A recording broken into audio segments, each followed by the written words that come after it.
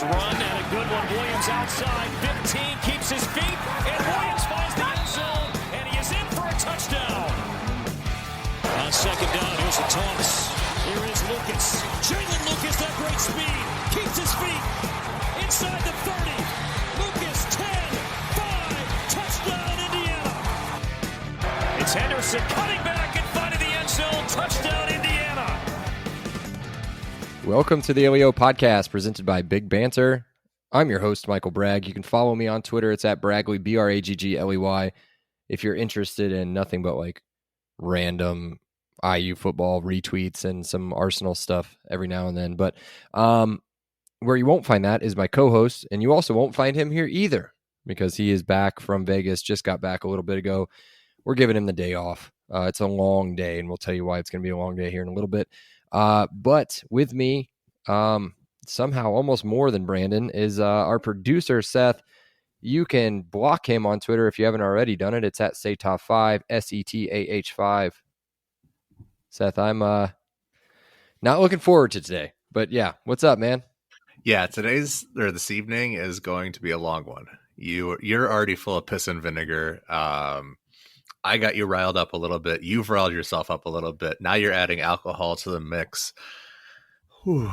All right. It could be a fun midnight. one. Let's not do that. It could be a fun one. It just might be like really funny. Maybe we'll see. I mean, I've warned him. I've warned him in advance. So okay, that's good. That's good. Super annoying could be another word for it too. But okay, let's get right into it. We're here to preview. Before we do that, we're here to preview IU's matchup, first road matchup. It's at Maryland. It's the fifth game of the season. But before we talk about that matchup, we'll just go real quick. Don't forget, guys, check out the podcast website. It's podcastleo.com. Store is up and running. Got a shirt, got stickers, cool stuff like that. I mean, just rep LEO podcast wherever you go. Make sure you guys are following us on Instagram at podcastleo. You guys are starting to trickle in. I think we're at 65 this morning. Don't forget, 35 away from somebody winning a t-shirt.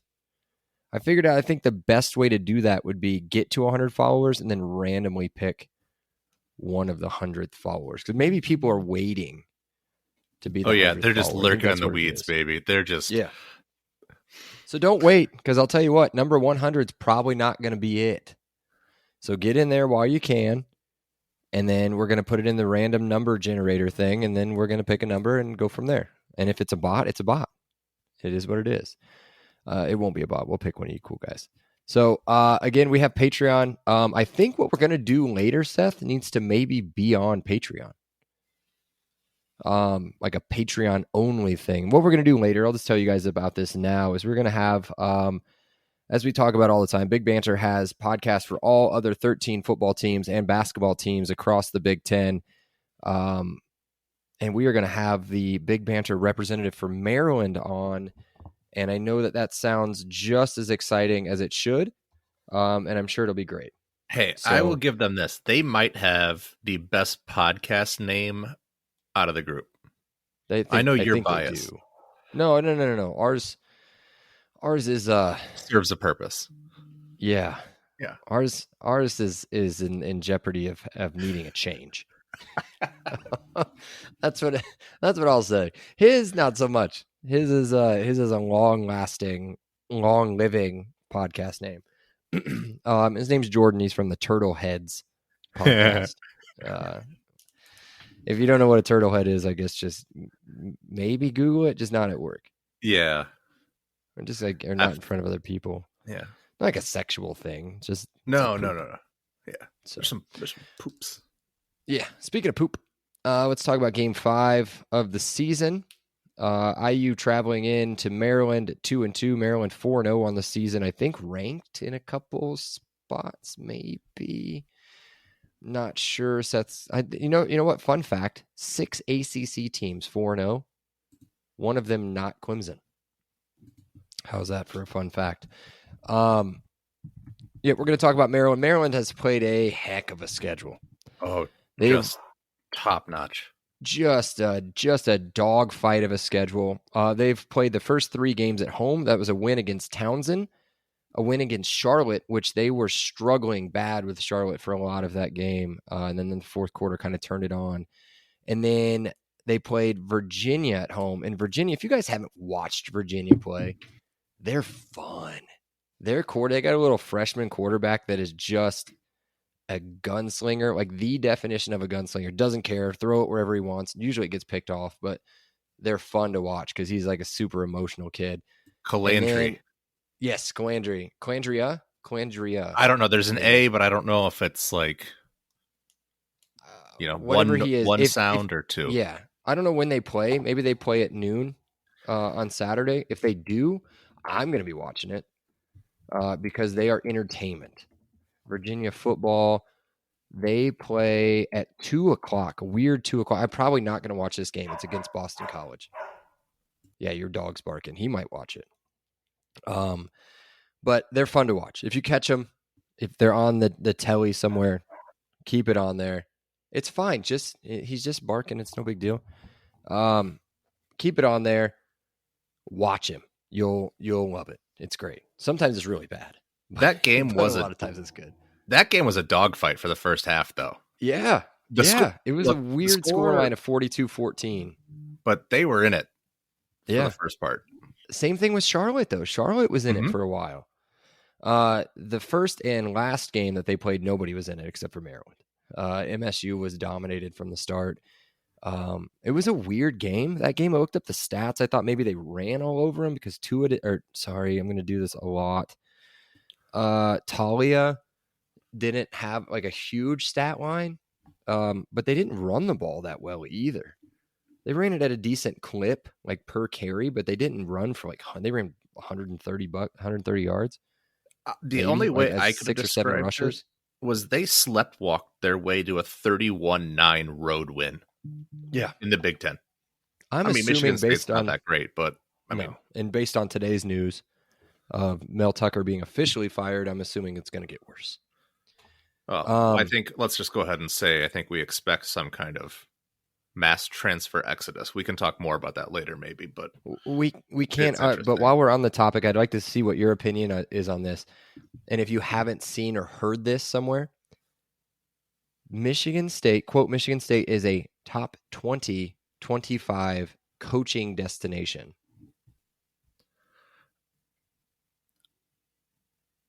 He's trying to talk. Trying to talk. No, I don't think so either. And I always see that every time they come out with that, they always say that. But I think every single SEC job is better than it. So there's 18 except for right Vanderbilt, there. maybe. Oh, I don't know. No, I'd rather be Vanderbilt than Michigan State. Yeah. Just from proximity, SEC is awesome.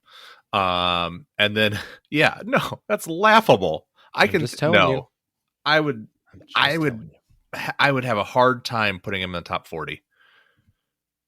I mean, I think more people know the head coach of Michigan State, like in general, than they do the head coach of UCLA or Washington.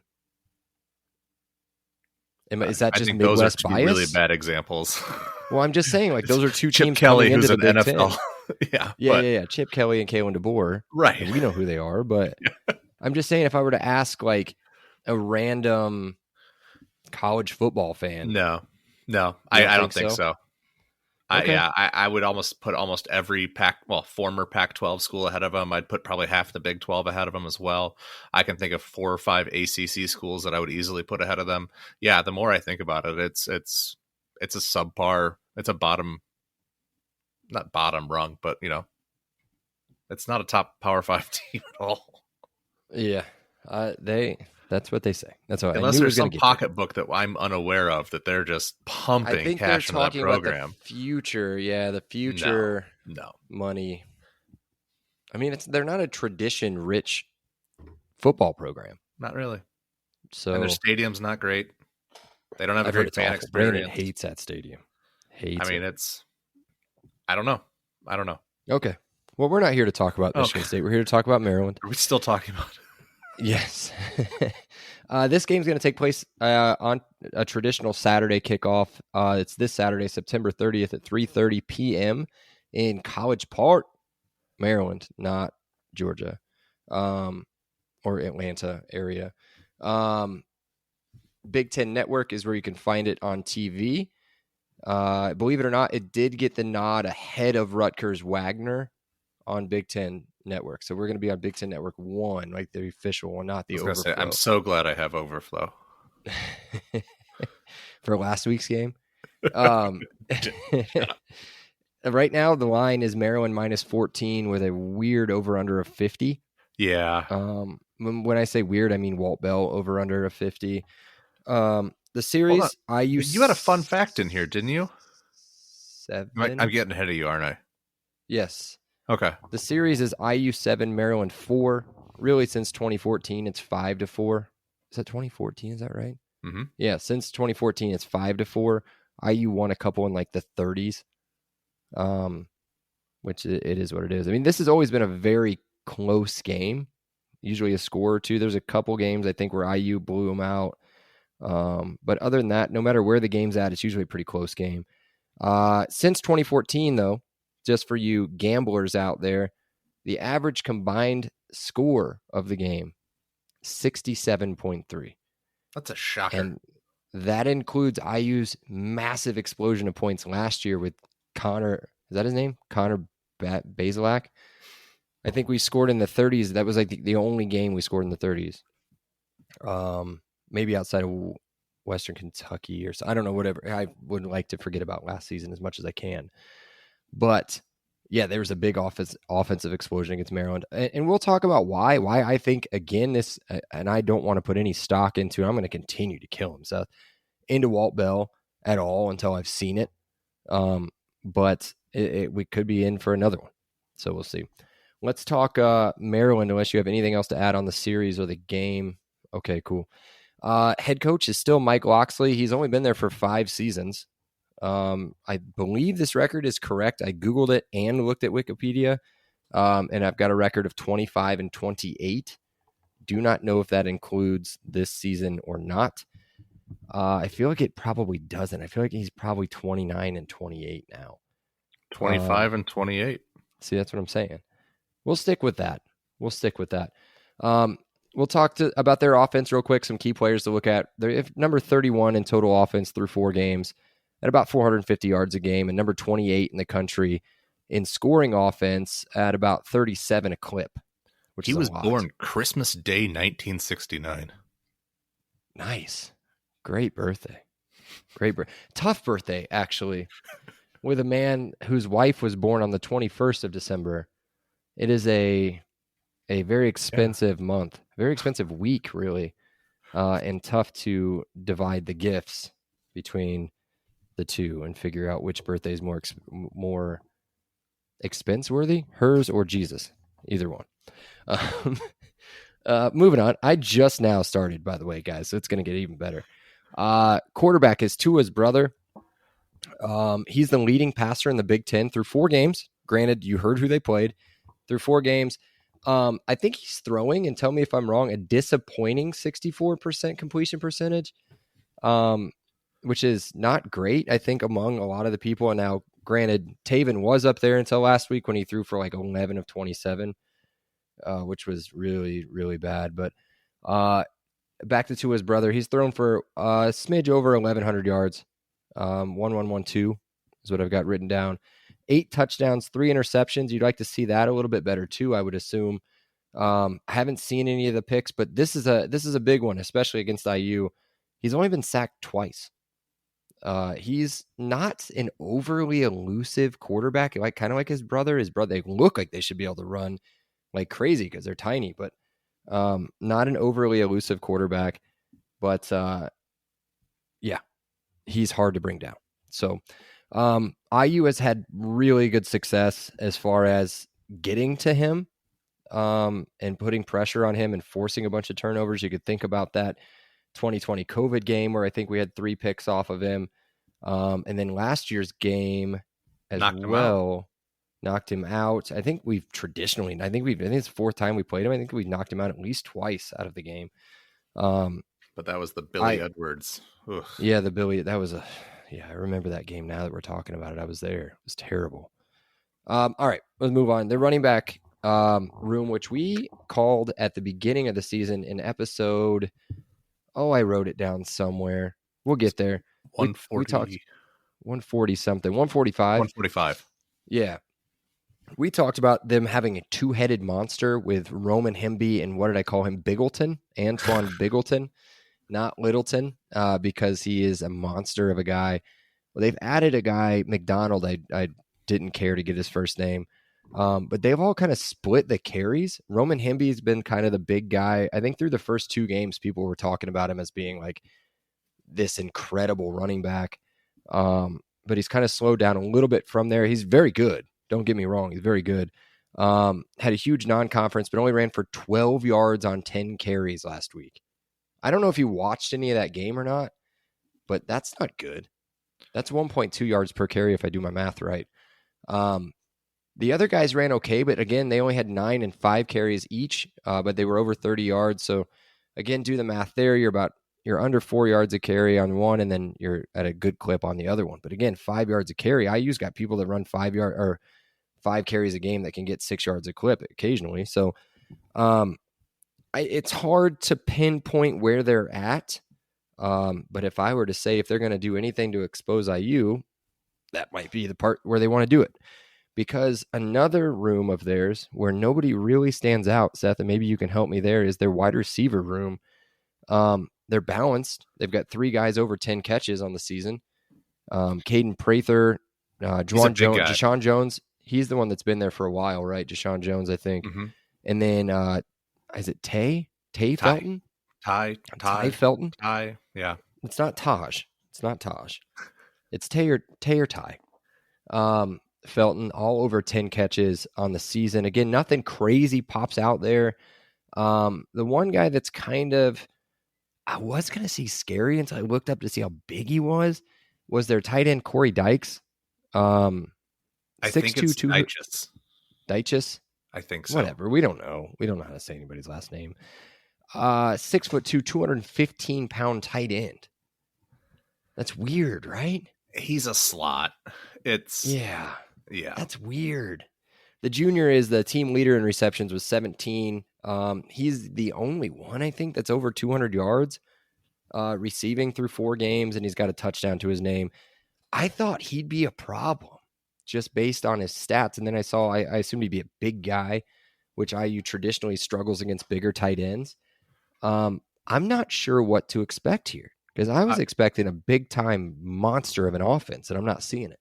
Caden Prather is the guy you need to be a little bit worried about. He's the 6'4", 200-plus pound receiver who definitely has an ability and may even have a fringe pro prospect. So I don't know exactly.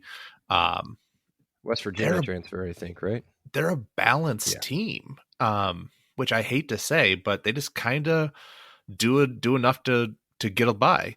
I think Loxley from his Alabama days is all about getting the ball to multiple people and ball distribution and touches. And he seems to have brought that over here. And, the 3-headed running back monster, they have, it's not terrifying, but they're all efficient. They get the job done. The 3 receivers, again, none of them are superstars, but they all have enough that they bring to the table. And then Dyches is a matchup nightmare because it's hard to get a linebacker on a guy who's actually a receiver playing tight end. So they present to you kind of matchup nightmares all over the field without overpowering you in any specific matchup at the same time. It's really a frustrating team to watch play because they don't do anything pretty.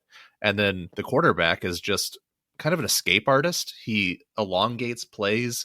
He doesn't always scramble to run. Sometimes he'll scramble to pass or throw it away. So that's why he doesn't really have any sacks, but he does have some turnovers because, again, he's trying to force things in or he's trying to throw it away and make some mistakes.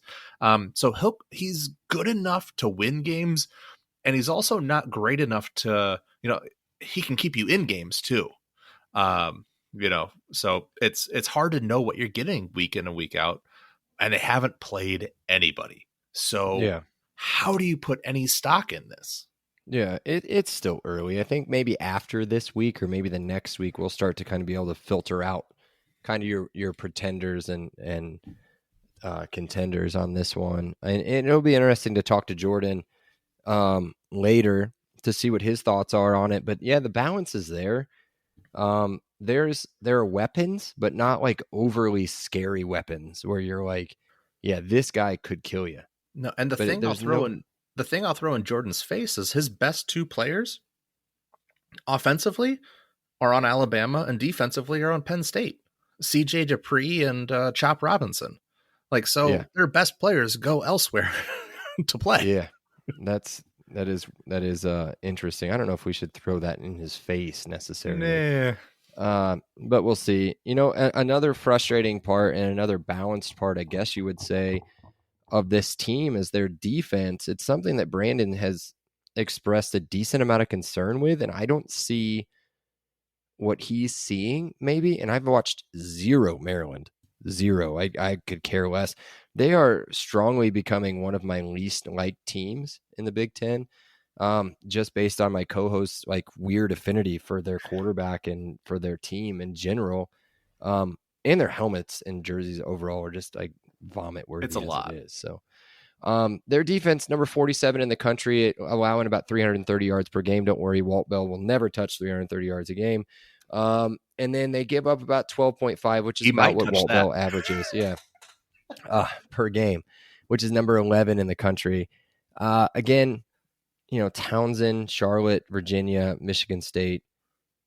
Take it as you will. I'm not saying this is not a good team. They could be a very good team. I mean, they're 4-0. They're undefeated. They beat the teams on their schedule. They did what they needed to do. They didn't cover against Charlotte, but again, a win's a win. We didn't cover against Akron.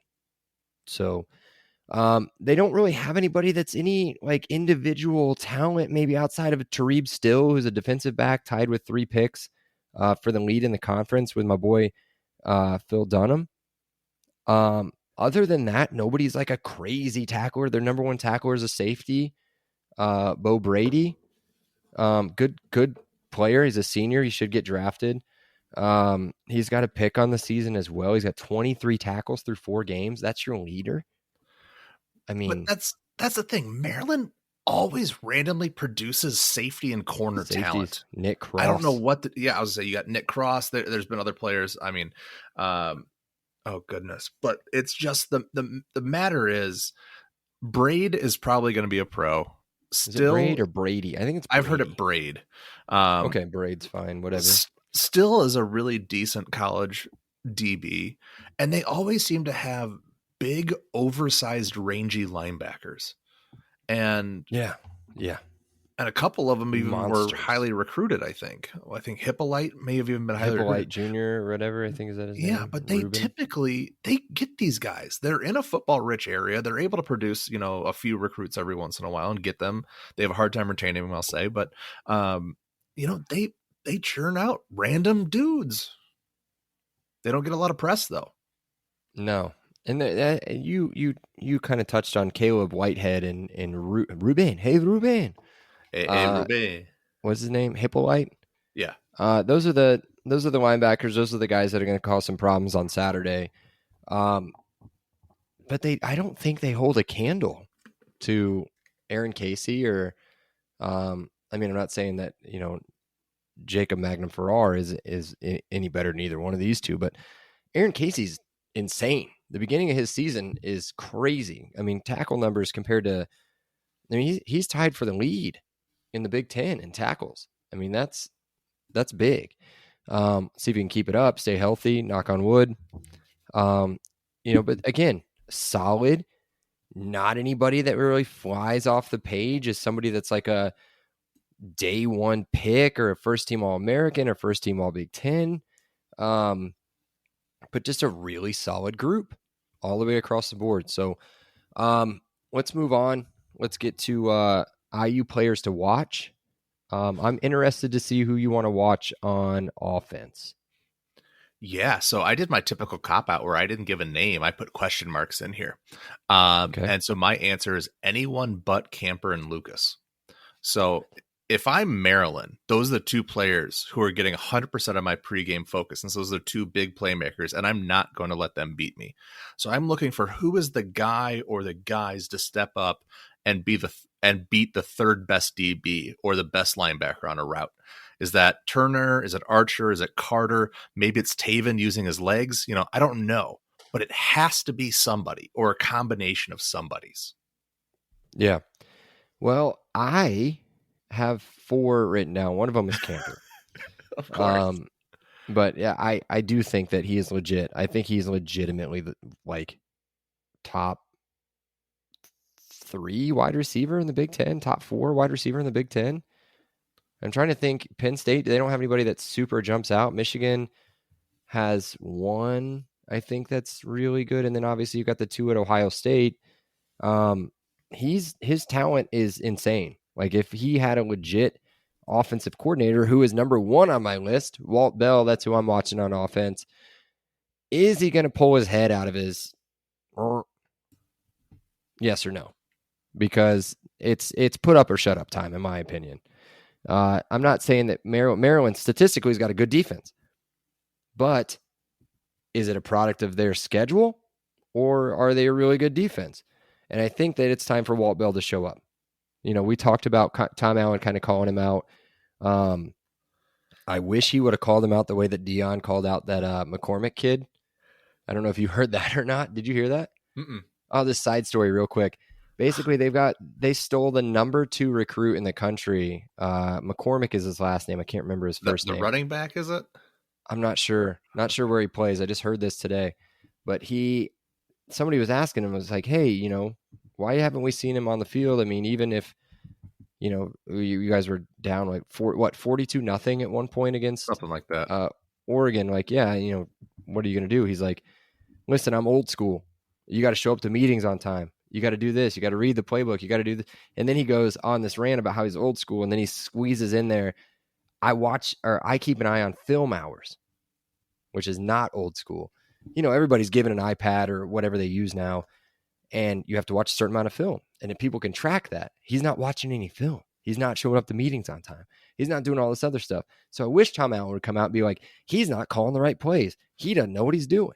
He's got all this talent out there, and he won't throw the ball to Cam Camper. He won't throw the ball in space or get Jalen Lucas in space. He won't allow Taven Jackson to run the football in a decent scheme, like all that stuff. I wish he would just do that. Either way, if you guys really want to hear what Dion said, and I've had enough Dion, I love pissed off Dion, which is great because I've had enough of him all over ESPN and all that stuff with their fraud program. But if you want to see that, you guys should look it up. It's pretty good. McCormick's the kid's last name. What's his first name, you said? I can't find it. Oh, I thought you looked him up. All right. I think it's McCormick.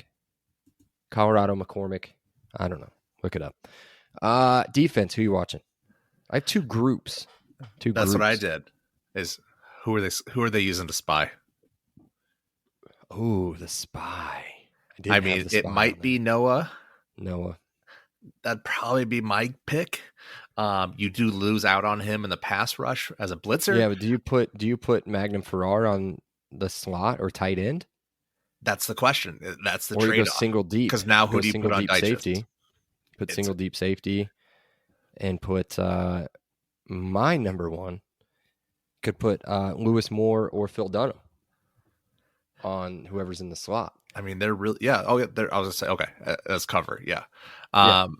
Well, I mean, how did Akron exploit IU? It was iron scrambling and lingered runs.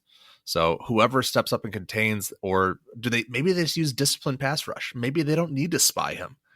You know, there's so many options on how to defend him, because he's not really like a guy who you're like, oh, we have to get him to throw the ball, because he's decent enough. He can exploit you, and you don't want to force him to run because he's decent enough to. So it's a pick your poison, and whichever one you ultimately decide, is going to let you. I was going to say is going to let you beat you. Hopefully that's not the case, but whichever one you focus on, he has a really good counterpunch too. So whatever it's going to be a huge part of the game plan is how do you limit him both on the ground and through the air. I was trying to see if there were like active stats on Big Ten offensive lines, but I'll just go to like a preseason thing here. And they've got, I mean, they only went to the top 5 and Maryland's not in the top 5. Mm-hmm. Interested to see what we can do. As I said, traditionally we've been able to get to why doesn't the guy keep doing it again? Talia, we've been able to get to him.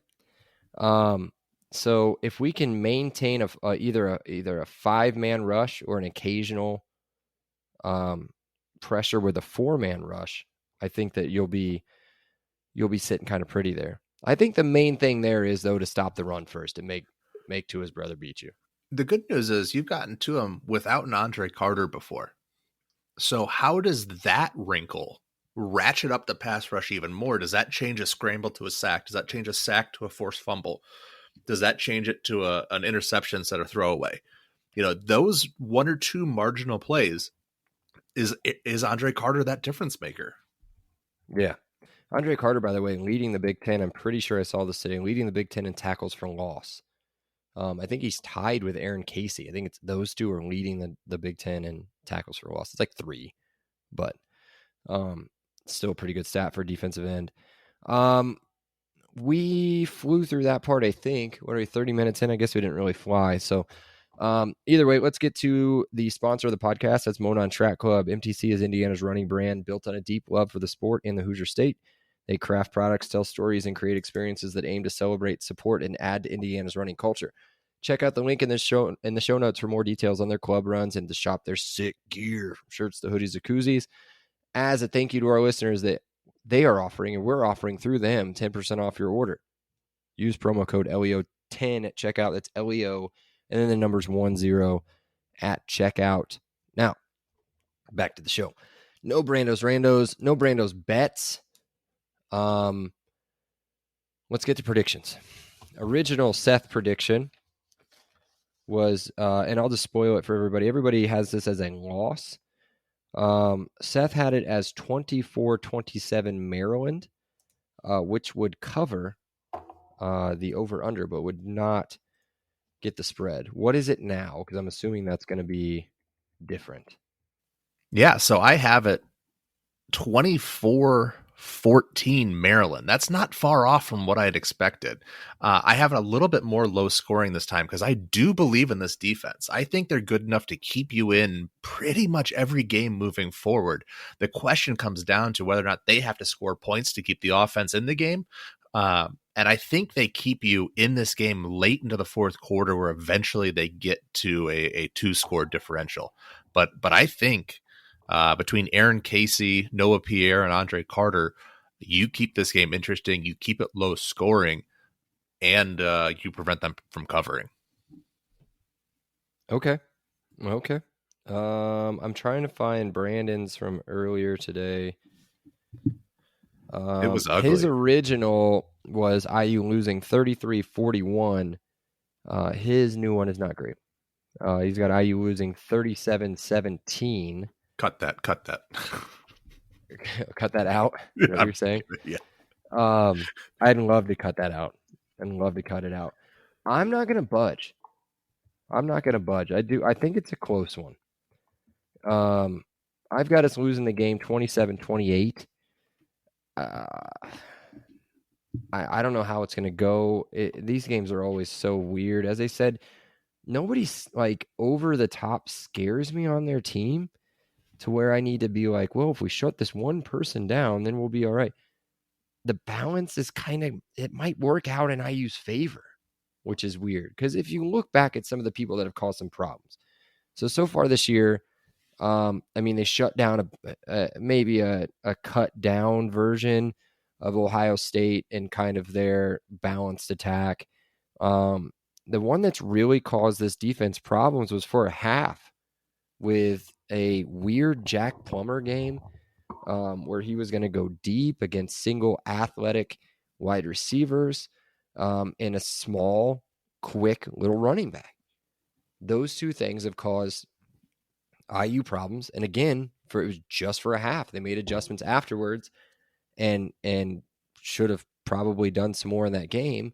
But I think having a balanced attack coming in against this defense may almost work in IU's favor.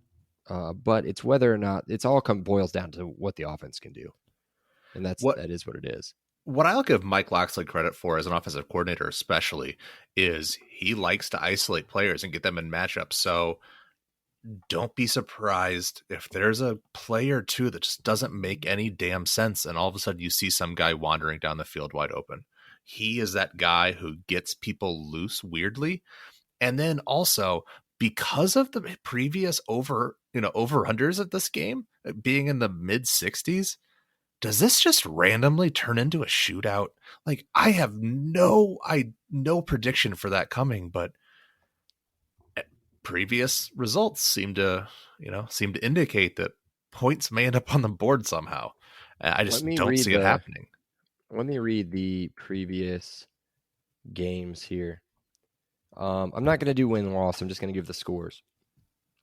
38-33, 38-35, 11-27, 28-34, 32-34, 42-39, 36-42, 28-47, 37-15. Those are the scores since 2014. I mean, I've watched most of those games, and if you would have asked me, I'd been like, oh yeah, that was probably like a 24-17 win. I don't remember any. These games are fun, dude. They're fun games. They're fun games to watch. And IU's had some two really bad teams. I mean, have gone in. Think about this. Our team from last year, everybody hates that team, right? 33 points at home. And then our team the year before was Donovan McCulley's first start, if I remember right. 35 points. 35 points. They didn't touch 20, I don't think, the rest of the season. I'm telling you, when these two teams get together, there's some points that get put on the board. So I hope so. That'd be interesting because that'll mean good things for this offense. That'll mean good things boding well moving forward. Because as we get into final statements, I think that, like, I'm not focused so much on the final score. I'll be honest with you. This is a game that, you guys are a 14-point dog. So, and that's probably the right call. But what I want to see is improvement from the coaching perspective, from the preparation standpoint, and from the in-game adjustments, looking to see, looking good in a loss can keep hope alive and, believe it or not, build some momentum if you're showing signs of growth, progress, and toughness. I believe in that. Here's a fun question. I think I know the answer. Would you rather have a win, an ugly win? It doesn't even have to be last week. It could be Western Kentucky with Penix in 2021 on the road. Would you rather have a win like that? Or would you rather, lose by a field goal, but we scored 28 points? So I'll answer that this way. I would rather lose 31-28 than win 13-10. Okay. Because if you're or 10-7, because if you're winning and only scoring 10 points and that's all you're scoring against Maryland, you're Brian Ferentz. Ferentz. That's a lot to ask a defense week in, week out. Is that Brian? Is that his name, Brian Ferentz? At Iowa? Yeah. Yeah, that's the Nepo baby. Yeah. You're Brian Ferentz. We're gonna do a crossover with that. We have to, right? You love with Iowa? Yeah. I hate Iowa. I hate Iowa. You go there all the time. You would think I like Iowa. I like that area of Iowa, but I don't like the school like or the area, that house and that property you're on. That's the area of Iowa. Yeah. And Des Moines. I like downtown Des Moines. It's cool. It's a cool little city. Yeah. Usually we have Seth put these up on Twitter, but Twitter is a very toxic place right now. I haven't done much to help that, so no. I'm gonna let everybody know something, and I didn't let them know last podcast, I don't think, and I really don't think you guys care, but I just need to get it off my chest. Like, I haven't even looked at the LEO podcast Twitter. Like, I guys, there's notifications all over my phone. It drives me nuts. Like, sometimes I'll get on there, I'll close my eyes, I'll hit the bell, whatever, make the notification go away. Like, it's disgusting. Like, everybody complains about nobody caring about the football program, or like nobody putting anything in. Do you guys really think that, like, when Alabama lost to Texas, it was like fire everybody? No. Or like when Clemson loses to Florida State, again, these are losses. I don't care how we won 2-2. It sucked. It was really bad. I was there. I hated it.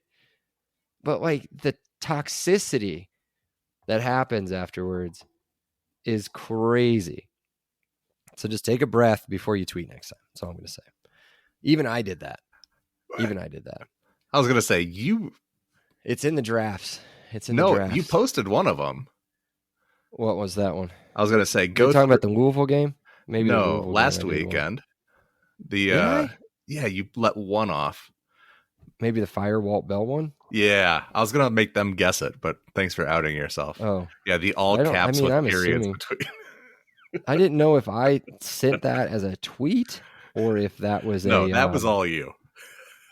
Because I want to look at the draft that I have in here and see what that is all about. All right, I don't let's even wrap remember this how to up get first. to drafts. Yeah. I need to get you. I need to keep you fired up until 9 o'clock or whatever. That's not gonna happen. I gotta go deal with my kids here in a minute. Yeah. So guys, stick around. Don't stick around. Actually, just finish this podcast because we'll have another one coming out. I think we're gonna release this Thursday, and then the one we're recording later Friday. Maybe, unless it's real short, where I just walk off. One of the two, which could happen. I've warned him. That's all I can say.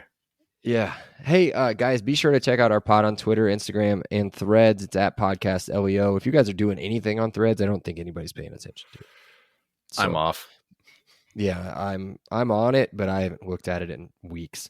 Oh, make sure you follow our father company. I don't know what to call them. I don't know. It's at Big Banter Sports. There's a lot of you guys want toxicity? That's where you need to go. You want to get a lot of people that hate on Purdue football? That's where you need to go. At Big Banter Sports for all the latest updates. There's a bunch of really shitty, I'm just going to say it, Big Ten power rankings that just came out from the last week that have IU in last place, believe it or not. Bragg takes nothing personally. Nothing. No. Meanwhile, the LEO podcast and the Michigan podcast have IU ranked as 9th in the Big Ten. Just behind Purdue. I think that Michigan podcast has Purdue in last, I think so. And I think they're doing that to gas you up to make their win, or never mind. Yeah, gas themselves up. Gas themselves up, yeah. That's next week, so they need to just maybe we'll be number 2 next week. Either way, check it out. Drop some anti-Purdue, anti-Turtle stuff in there.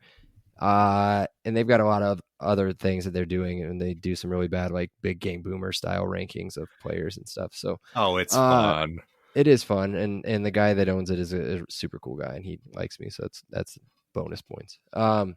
Be sure to download, rate, review, and follow on all of our platforms. You guys have done a good job of reviewing. I actually looked at the Apple Podcast reviews today. Thanks for doing that. Appreciate it. We're at 4.7. If we could get up to like 4.8, that'd be pretty cool. 4.9. To do that, you have to give us 5s. So just give us a 5 and then talk a bunch of shit after that. So either way, join us again on the next episode where we are joined by we're doing a crossover. We're gonna dock with Jordan from Turtleheads. That's what we're gonna do. That's the worst sentence I've ever heard. No, we're docking because it's Maryland. You know what I mean? Clam chowder. Get your head out of the gutter. Get your head out of the gutter. They're not the space program, Purdue guy. Shooting for the moon, baby. Yeah, whatever you're doing. Shooting for a win with Big Ten. Yeah. Until then, love you guys, LEO. LEO. He said it.